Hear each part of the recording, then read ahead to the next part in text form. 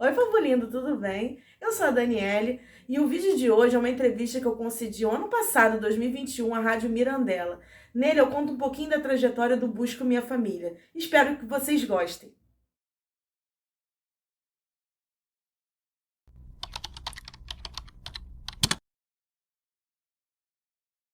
Então, gente, hoje estamos aqui com essa presença maravilhosa.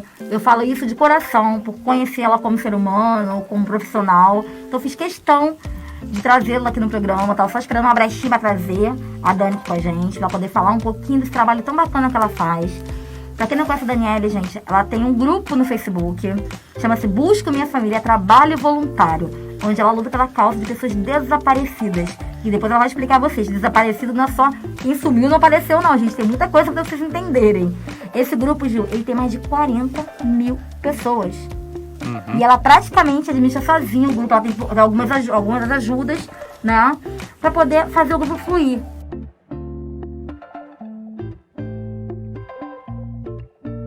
Seja muito bem-vinda ao Dia a Dia da sua cidade, a família RJ4 também, Rádio Mirandela FM. Conta um pouquinho de como começou essa ideia de fazer trabalho voluntário. Então, eu em casa já tenho um bom exemplo, né? Meu pai, assim, é uma pessoa que compra o espetinho na rua para alimentar o cachorro, compra a bala do cara que tá vendendo para ajudar ele. Então, essas coisas sempre meu pai passou. E minha mãe também, né? Com relação a ter que dar esses pequenos exemplos, né? De, vou doar uma roupa, a gente junta a roupa, leva, não sei o quê. Quando teve essa enchente também, a gente colocou algumas coisas no carro, foi no SESI. Eu com a minha mãe que dirige, minha mãe, fomos levar no SESI lá perto de casa. Compramos acho que água, compramos algumas coisas e os vizinhos também doaram, a gente juntou e levou. Então, assim, essas coisas já vêm na família, né? De certa maneira. E eu sempre senti a necessidade de fazer alguma coisa voluntária, mas eu não sabia o quê. Então, acabou que juntei uma coisa com a outra, porque eu sempre amei investigação. É meu tipo favorito de coisa, investigação. Perícia também eu gosto, porque eu me amarro nesses CSIs aí da vida, apesar de serem um pouco, não, muito surreais. Muito daquilo não é a realidade, nem lá nos Estados Unidos, mas é ficção, a gente entende. E acabei e falei, cara, por que eu não vou ajudar a localizar pessoas? Porque se eu já quis ser policial um dia, tá aí, já junto o útil com o agradável. Eu comecei a pesquisar sobre o assunto, né? Isso em 2015. E agora, dia 1º de outubro, o grupo vai fazer 6 anos. Tem 6 anos que tem grupo, mas o trabalho eu comecei meses antes, né? Então, tipo, eu comecei em março e em outubro eu criei o grupo. E no começo, tipo, ninguém me conhecia. Quando o grupo começou, era eu, só eu. Aí entra um, entra outro. Você começa a fazer o trabalho, localiza um. Aí a pessoa, vou te adicionar. E foi crescendo. E chegamos aí nos 40 mil, que é um número bem expressivo. Porque desses grande. 40 mil aí, quase 2 mil são de pessoas que eu já localizei. Familiares que eu já localizei. Quantos? O número correto é 1.804. Agora, amanhã, né, dia 30, é o dia que eu publico os casos resolvidos do mês. Então vou subir mais uns 50. E qual o nome do grupo? Busco Minha Família. Busco Minha Família. E isso aí, no Facebook, né? Isso no Facebook, Instagram, YouTube, tem em todas as redes sociais. Eu acho até que tem Twitter, mas eu não uso. Mas atua somente no Rio de Janeiro ou não, todo estado não. do país? Todos os estados? Brasil e fora do Brasil. Fora do Brasil. Tem também. muitos adotados de outros países que me procuram para encontrar família biológica aqui no país.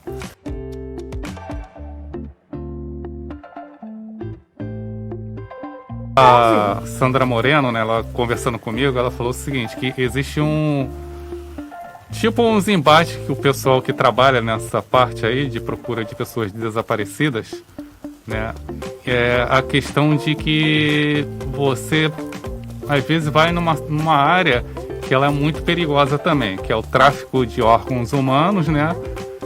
E tráfico humano também. Tráfico humano para prostituição, essas coisas todas. Como é que vocês lidam com isso aí? Porque sabe que muitas pessoas de influência estão envolvidos, né? Isso não é coisa de peixe pequeno. Não é. É peixe grandíssimo mesmo. E como é que vocês tentam, assim, lidar com essa situação? Então, o primeiro é entender, assim, o meu trabalho tem um limite, tá? Porque eu não sou policial. Então, tem coisas que eu não posso fazer. Não posso e não tenho acesso. Nem teria como eu ter acesso, só sendo uma policial mesmo. E tem duas questões. A pessoa que é adotada e está procurando a família, a pessoa que está procurando pelo pai, a pessoa que está procurando um irmão que foi embora, não sei. Isso tudo, no fim das contas, não são desaparecidos. São desencontrados. Por quê? Não é que a pessoa estava aqui e não voltou mais, sem levar nada. Ela simplesmente não tem contato. Então a mãe doou o filho para uma família. Provavelmente esse filho está bem. Só que ela não sabe onde ele está. Então ele é um desencontrado para ela. Mas ele não é um desaparecido. É que a gente bota um nome só, porque senão vira confusão. Mas no caso da Sandra, é Sandra, né? Sandra. Moreno, da filha dela, é um desaparecido. Era uma pessoa que estava ali vivendo a vida dela, de repente desapareceu. Sem levar uma bagagem, sem dizer para onde ia. Então, isso cabe a uma investigação policial. O que grupos como o meu fazem é a divulgação. A gente botar os cartazes, a foto e pedir para as pessoas compartilharem, contar sempre a história, não deixar a história morrer. Porque no final das contas, a polícia também depende que o público veja aquilo e alguém denuncie. Porque alguém viu sempre alguma coisa. Sempre tem. Ninguém desaparece assim do nada. Né? E às vezes quando a polícia não tem pistas assim a seguir, né? A questão de analisar telefone. Tem gente que desapareceu na época que não existia celular. E aí, vai analisar o quê? Né? Então a polícia tem que fazer o quê? Porta em porta. Aquele trabalho policial que eles sabem melhor do que eu. E aí, mas também depende muito do canal de denúncia. Então a internet se tornou um canal de denúncia muito bom. Esses grupos, as pessoas que estão ali estão muito engajadas em compartilhar. Então isso acaba ajudando, porque amanhã alguém pode ver aquela publicação. Eu já vi essa pessoa por aqui. Quantos não são localizados assim? Nossa, eu reconheci aquele ali, é meu vizinho. Nossa, eu conheço aquele cara, já passou por aqui pela minha rua.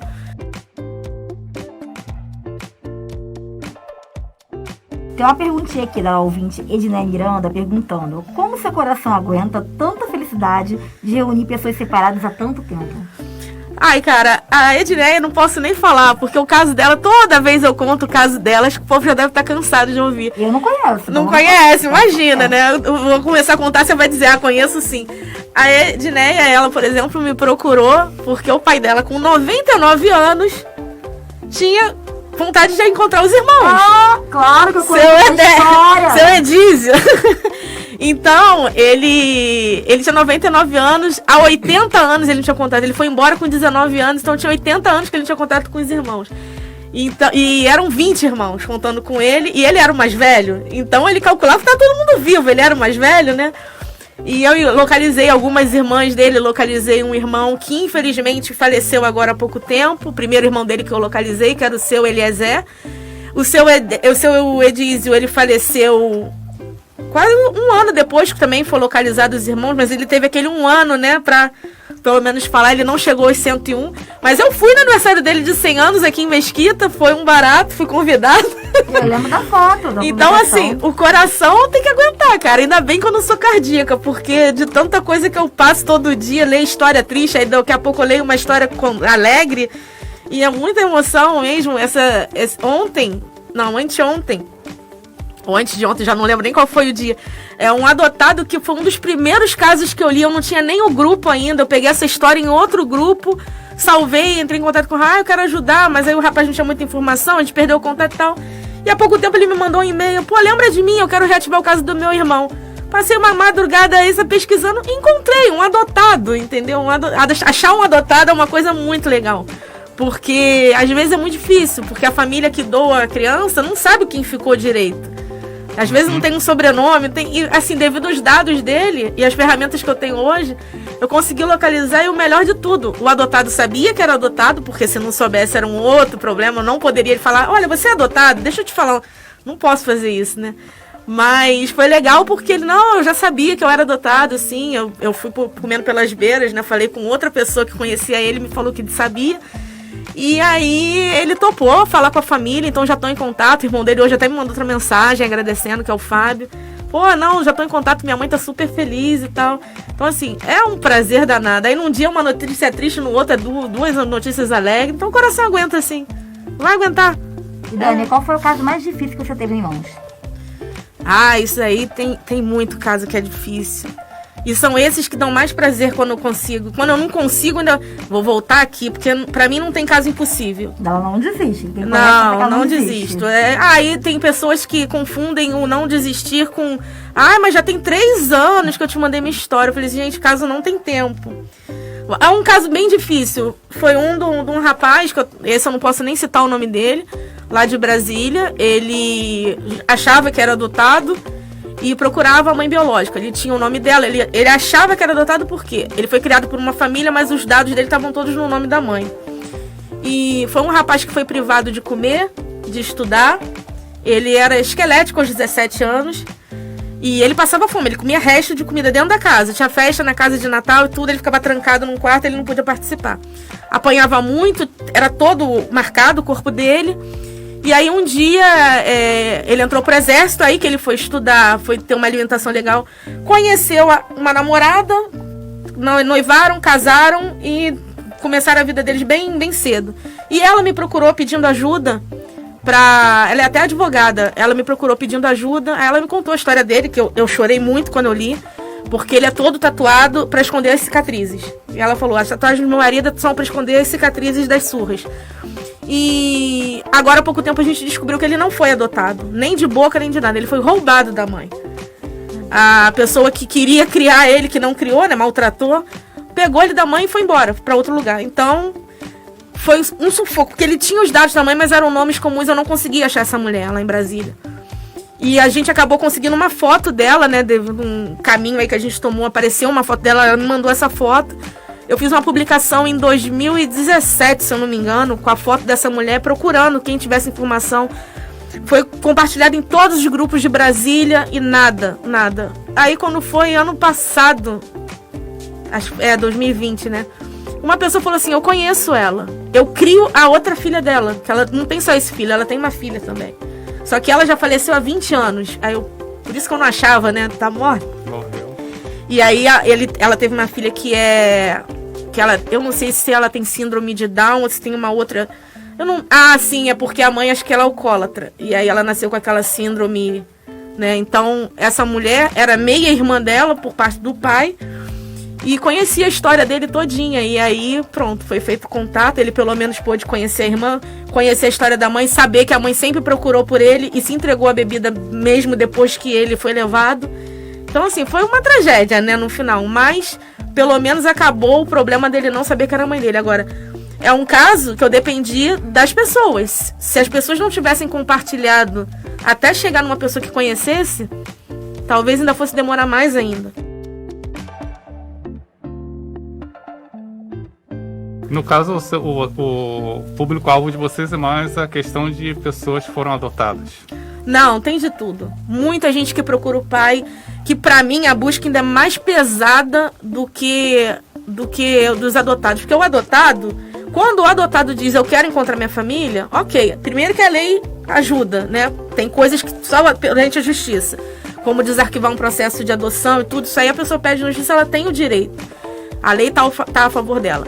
Mas a pessoa que procura um pai, às vezes chega assim pra mim, eu procuro pelo meu pai, Dani. Tá bom, qual é o nome dele?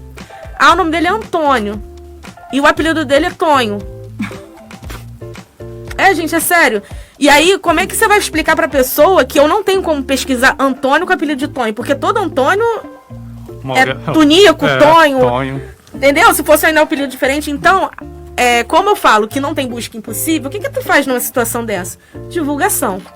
Tem dois caminhos. A divulgação, às vezes a justiça, porque às vezes a pessoa não sabe o sobrenome do pai porque a mãe não passou. Ou a mãe não sabia. Às vezes tem aquele encontro furtivo. Conheceu uma vez, engravidou, teve o bebê e agora? Eu não sei pra onde que o pai foi. Só sabia que o nome dele era Antônio. Mas ele trabalhava, não sei o que, numa companhia de esgoto que tinha na cidade. Ok, justiça. A gente já sabe que é Antônio, que no ano tal trabalhava nessa empresa. Reconhecimento de paternidade pela justiça. Eles vão ter que dar a lista dos Antônio. Tem 300 Antônio, a gente vai checar um por um, não tem problema. Se tiver foto do funcionário, melhor ainda. Então, assim, tem caminhos. E quando a pessoa nem sabe onde que o pai trabalhava, como algumas que me procuram, e falam que só o apelido do pai, o nome tem sem noção, é um negócio assim, o apelido do meu pai é sem noção, mas o nome dele eu não sei, minha mãe já morreu, não tem como perguntar. Mas a gente tem como, porque também tem o caminho do DNA. Existe o DNA de ancestralidade, que as pessoas podem fazer esse DNA, tem um banco mundial do próprio laboratório eles acabam se integrando. Se eu faço por um laboratório, depois eu posso subir o resultado em outro laboratório. Então, vai bater com o match lá. O que acontece? Eu já fiz esse DNA. Eu ganhei e eu falei, vou fazer para ver como é que é. Então, nesse DNA, eu descobri que eu tenho uma porcentagem de 40% eles expõem em português, porque realmente meu pai tem descendência espanhola, então confere. Descobri que eu tenho uma pontinha de Egito, uma pontinha de Nigéria, 17%, porque meu lado é negra, né? Tenho uma pontinha de França também. Então, assim, o nosso DNA, ele tem um pontinho de cada lugar.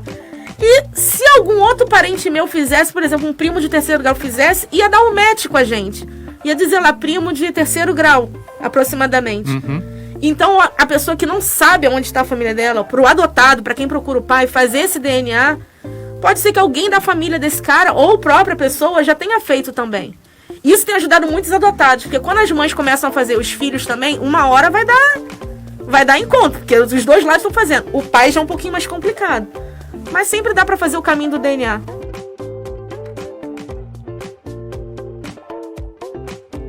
Só as considerações, Gil, finais. Bem, agradecer ao público aí por ter ouvido, agradecer a presença aí da nossa querida, ilustríssima criadora desse, que vai se tornar uma ONG, né?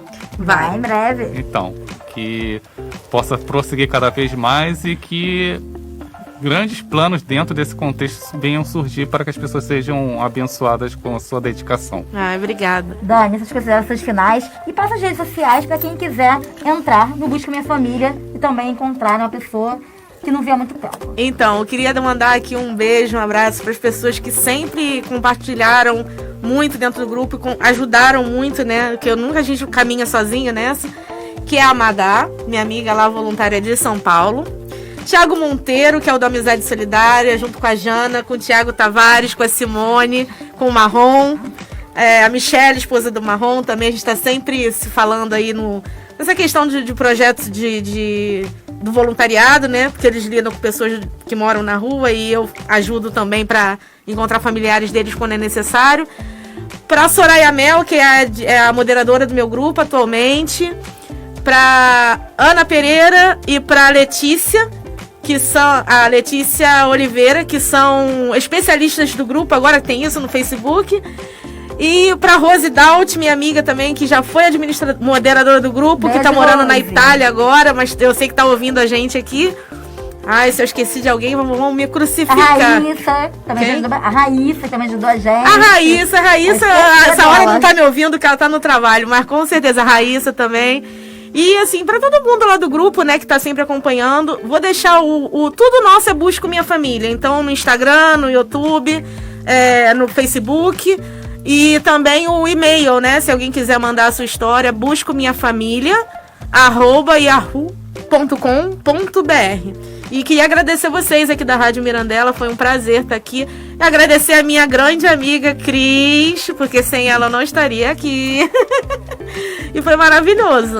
Não, isso na verdade não foi graças a mim, é graças ao seu trabalho que você faz, ajudando as pessoas e sempre se doando em prol do seu semelhante. Gostaram do vídeo? Espero que sim. Se inscrevam no canal, deixem o like, ativem o sininho para serem avisados de novos vídeos e deixem aqui nos comentários as dúvidas de vocês ou se vocês procuram por algum familiar. Nossas redes sociais estão todas na descrição do vídeo. Na próxima semana será publicado o vídeo da entrevista com o Lior, ou melhor, Lior. Ele foi traficado para Israel. Essa entrevista foi emocionante. Um beijo para todos. Tchau, tchau.